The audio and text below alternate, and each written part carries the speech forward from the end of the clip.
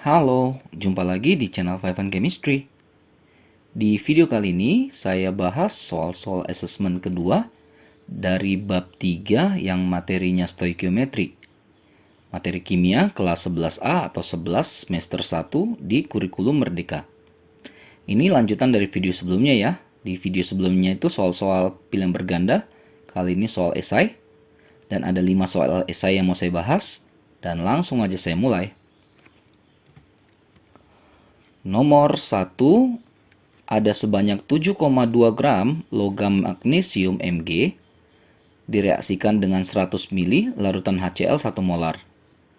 Ini persamaan reaksinya ya. Ini udah setara nih karena udah ada koefisien dikasih nih. AR-nya dikasih tahu, yang ditanya ada 3, reaksi pembatas, massa zat sisa, volume gas yang dihasilkan pada saat 8,5 gram gas NH3, volumenya 3 liter. Jadi kita tulis ulang dulu, Mg tambah 2HCl, MgCl2 plus H2. Oke, lalu Mg-nya 7,2 bagikan saja dengan AR dari Mg itu 24, maka kita akan dapatkan molnya. Yang HCl dikasih tahu dalam volume dengan molaritas. Ingat, mol adalah volume dikali molaritas, tapi volumenya harus dalam liter. Jadi di sini molnya adalah 100 ml 0,1 liter kali 1 M. 0,1 mol. Jadi inilah komposisi mol masing-masing reaksinya di awal. Kalau kita mau buat mula-mula, reaksi dan sisa, maka di sini 0,3, di sini 0,1. Di sini belum ada. Lalu kita cari mana reaksi yang habis, reaksi pembatas. Reaksi pembatas, bagikan saja mol dengan koefisien. Cari yang paling kecil, itu yang menjadi reaksi pembatas. Jadi 0,3 Mg itu kan 1 koefnya. HCl 0,1 bagi 2. Udah pasti hasilnya yang lebih kecil yang HCl. Jadi HCl lah reaksi pembatasnya. Reaksi pembatas itu adalah reaksi yang habis. Habis itu berarti nggak ada sisa. Habis itu berarti mula-mula 0,1, maka yang bereaksi pun 0,1. Nah, dia itu jadi sebagai pembanding gitu untuk yang zat lainnya. Ingat bahwa perbandingan mol adalah perbandingan koefisien. Ini koefisiennya. Nah, jadi 0,1 ini untuk koefisien 2. Kalau untuk koefisien 1, maka 0,05 kan setengahnya. Yang lain tuh semuanya 0,05 karena yang lain itu 1 semua koefisiennya. Cuma HCl saja yang koefisiennya 2 ya. Tinggal turunkan. Ini jadi 0,25. Jadi inilah komposisi akhirnya. Lalu kita kembali ke pertanyaan. Yang A langsung dapatlah reaksi pembatasnya adalah si HCl. Reaksi yang habis. Yang B, massa zat sisa. Nah, zat sisa itu Mg ya. Tapi yang tanya massa. Ini masih mol. Massa mol kali AR. 0,25 kali AR-nya 24. Ini kan seperempat ya. Seperempat kali 24 berarti 6 gram. 6 gram Mg yang bersisa. Yang C, volume gas yang dihasilkan pada saat 8,5 gram NH3 bervolume 3 liter. Jadi ini jadi pembanding gitu ya. Karena yang ditanya itu gas. Gas itu di sini. H2-nya ya. Nah, jadi ini ditanya berapa liter nih 0,05 mol ini. Pakai pembanding NH3. Nah, kita bongkar dulu NH3-nya. 8,5 gram langsung aja bagi dengan MR-nya supaya kita dapatkan mol. 14 tambah 3 ya, 17. Ini dapat setengah nih ya, 0,5 mol. Dan volumenya 3 liter ya. Nah, jadi pembandingnya bisa pakai misalnya VH2 yang ditanya kan. bandingkan dengan VNH3, bandingkan juga molnya. Mol H2 bandingkan dengan mol NH3. VH2 yang dicari, volume NH3-nya dikasih tahu 3 liter. Mol H2-nya ini ya, 0,05 mol. Mol NH3-nya udah cari tadi, 0,5. 0,05 bagi 0,5 kan ini 0,1 ya. Maka VH2-nya 0,1 kali 3, 0,3 liter. Selesai ya untuk soal nomor 1. Lanjut nomor 2, ada 100 gram mineral yang mengandung Fe2O3. Nah, ini harus hati-hati nih, ini sampel ya. Oke, kita cek dulu. MR-nya 160 direaksikan dengan H2SO4 1,125 liter, konsentrasi 1 molar. Ini reaksinya ya. Nah, jika H2SO4 habis bereaksi, tentukan persen kemurnian Fe2O3 dalam mineral tersebut. Nah, iya kan? Jadi 100 gram itu bukan 100% si Fe2O3. Justru kita mau cari Fe2O3 di situ berapa banyak. Gitu ya, hati-hati ya. Nah, saya buat dulu reaksinya. Fe2O3, 3H2SO4, ini udah setara ya. Fe2SO4 3H2O. Nah, data yang ada itu si H2SO4 ini. Mol itu kan molaritas kali volume. Jadi tinggal kalikan aja molaritasnya 1, volumenya 1,125 liter. Jadi 1,125 mol. Kalau kita buat mula-mula, reaksi dan sisa, jadi si H2SO4-nya 1,125 mol. Dan katanya kan H2SO4 ini habis bereaksi, berarti dia nggak bersisa. Artinya yang bereaksi pun juga 1,125 mol. 1,125 mol, sorry. Nah, itu koefisien si H2SO4 itu kan 3 ya. Tapi koefisien si Fe2O3 itu 1. Artinya yang bereaksi harus mengikuti perbandingan mol itu atau koefisien itu. Nah, jadi saya buat di samping, mol si Fe2O3 itu adalah 1/3 dari mol si H2SO4. Ya kan? Karena 1/3. Jadi ini 1/3 kali 1,125 mol. Ini saya dapat sekitar 0,375 mol. Jadi Fe2O3 yang bereaksi itu 0,375 mol. Yang lain kalaupun mau diisi 0,375 mol, 1,125 mol.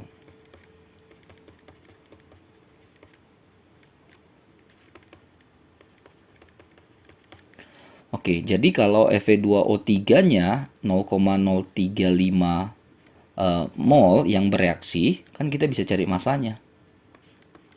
Jadi massa dari Fe2O3 sama dengan mol kali MR-nya kan. Molnya 0,375, MR-nya dikasih tahu nih 160. Maka dapatlah ini sebesar 60 gram. Jadi di mineral yang 100 gram itu Fe2O3-nya cuma 60 gram. Yang ditanya itu berapa persen Fe2O3-nya itu gitu. Jadi persen Fe2O3 yang massa Fe2O3 bagi massa sampel mineralnya kali 100%. Ya berarti 60% lah kemurnian dari Fe2O3 itu. Beres nomor 2 ya. Nomor 3. Ada suatu senyawa hidrat 67,8 gram. Dipanaskan hingga masanya berkurang 27 gram. Analisis lebih lanjut menunjukkan bahwa senyawa anhidrat senyawa tersebut dalamnya ada Ca, S, dan O. Tentukan rumus senyawa hidrat tersebut. Jadi kan kemungkinan untuk CaSO bisa aja CaSO2, SO3, bisa juga CaSO4. Makanya kita harus mastiin dulu. Oke, jadi stepnya gini. Massa hidrat itu masih ada airnya gitu ya. Massa anhidrat tanpa air ditambah massa air. Logik kan ini masih. Hidratnya 67,8 gram. Massa anhidratnya kan kita nggak tahu nih. Karena yang berkurang 27 gram, ya pasti kalau dipanaskan senyawa yang berair, pasti yang keluar adalah air. Maka berkurang 27 gram itu pasti airnya yang keluar. Berarti kan kita bisa dapat massa si anhidratnya. Berarti 67,8 kurang 27 berarti 40,8 gram. Inilah yang tadi komposisinya CaSO itu gitu. Nah, jadi ini ada Ca tambah S tambah O. Ini yang nilainya 40,8 gram. Ternyata Ca-nya ada, S-nya ada. Berarti kan kita bisa dapat O-nya kan? Jadi Ca tambah S tambah O sama dengan 40,8. Ca-nya ada 12 gram. S-nya 9,59 gram. O-nya kita bisa cari. Hasil akhirnya 40,8. Berarti kan dari sini dapat kan massa O. 40,8 dikurang 12 kurang 9,59. Saya dapat 19,21 gram. Jadi komposisi Ca, S, dan O-nya sudah dapat. Ca banding S banding O. Tinggal masukkan angka-angkanya. Ca 12, S 9,59, O 19,21. Ini masih massa ya. Kita nggak bandingkan massa tapi bandingkan mol. Makanya kita bagi dengan AR masing-masing. Nah, ini dapatlah 0,3 banding 0,3 banding 1,2. Kalau kita kecilin atau kita kali 10 dulu biar gampang ya. Lalu bagi 3, 1, 1, 4. Jadi Ca-nya 1, S-nya 1, O-nya 4. Inilah senyawa anhidratnya yang tanpa airnya ya. Oke, baru kita mulai sekarang. CaSO4 yang hidrat itu artinya dia masih mengandung sejumlah air. Katakanlah XH2O. Mau N juga bisa ya, M juga bisa terserah.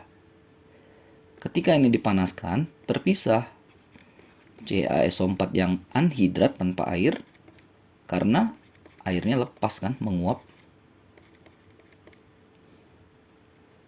Udah, tinggal kita masukkan angka-angka awalnya.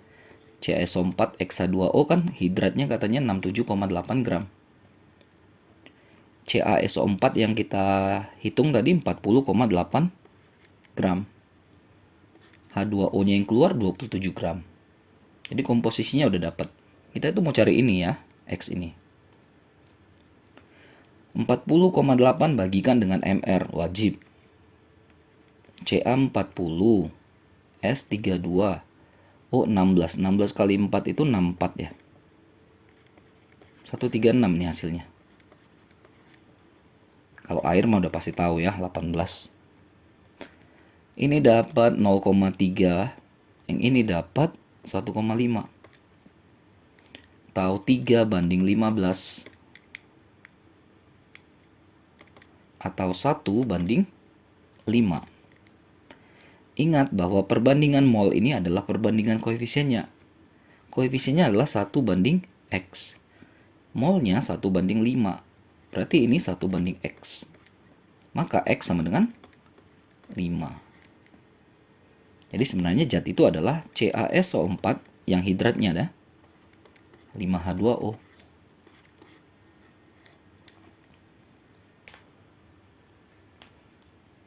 Oke, lanjut yang nomor 4. Ada reaksi yang terjadi pada suhu 1700 derajat Celcius. 2B2O3 tambah 7C menghasilkan B4C tambah 6CO. Dalam suatu reaksi digunakan 7 gram B2O3, MR-nya 70. Oh, ini MR-nya 70.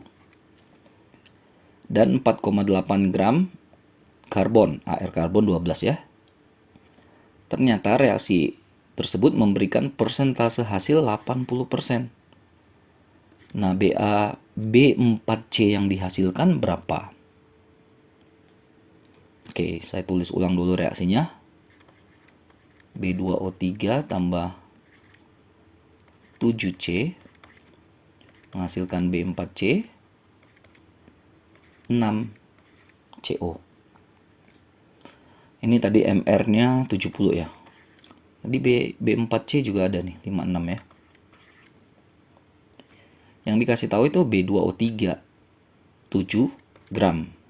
Ada MR 70, langsung aja bagi. Jelas dapat 0,1 mol. Karbon pun dikasih tahu 4,8 gram. Ada AR-nya 12. Langsung aja 0,4 mol. Tinggal buat komposisi MRS-nya. Jadi di awal B2O3-nya ada 0,1 mol. Karbonnya 0,4 mol. B4C belum ada, CO belum ada. Lalu nextnya cari pereaksi pembatas, pereaksi yang habis. Ya, jadi masih ingat ya, 0,1 bagi 2 dengan 0,4 bagi 7. Nah, mana yang hasilnya lebih kecil? Yang ini ya, yang 0,1 bagi 2 ya. Artinya ini habis, nggak bersisa. Artinya kalau mula-mula 0,1, pasti yang bereaksi pun 0,1 kan? Nah, di sini dia menjadi pembanding untuk zat lainnya. Nah, lalu di sini yang harus hati-hati ya. C itu adalah 7/2 dari B2O3. Karena koefisiennya 7/2, 3,5 kali lipat dari 0,1. Berarti 0,35 ya. Makanya masih ada sisa sini 0,05 mol. Lalu ini 1. 1 ini dibanding 2 ini ya. Jadi 1/2 dari 0,1. 0,05. Sedangkan CO koefisiennya 6. 6/2 dari 0,1. 3 kali 0,1, 0,3. Nah, jadi inilah komposisi-komposisinya. Tapi yang kita bahas itu B4C. Kita harus cari masanya, di mana massa mol kali MR. Molnya 0,05, MR-nya dikasih tahu 56. Dapatlah ini 2,8 gram. Ingat rumus persentase hasil reaksi adalah massa yang real, massa yang nyata, massa yang aktual bagi massa yang teoritis atau perhitungan. Jangan lupa kali 100%. Persen hasilnya dikasih tahu 80%. Massa nyatanya kita nggak tahu, itu yang dicari. Teoritis secara perhitungan kita dapat 2,8 gram kali 100%. Berarti massa nyatanya si B4C itu sama dengan, jadi 80/100 kali 2,8. 2,24 gram.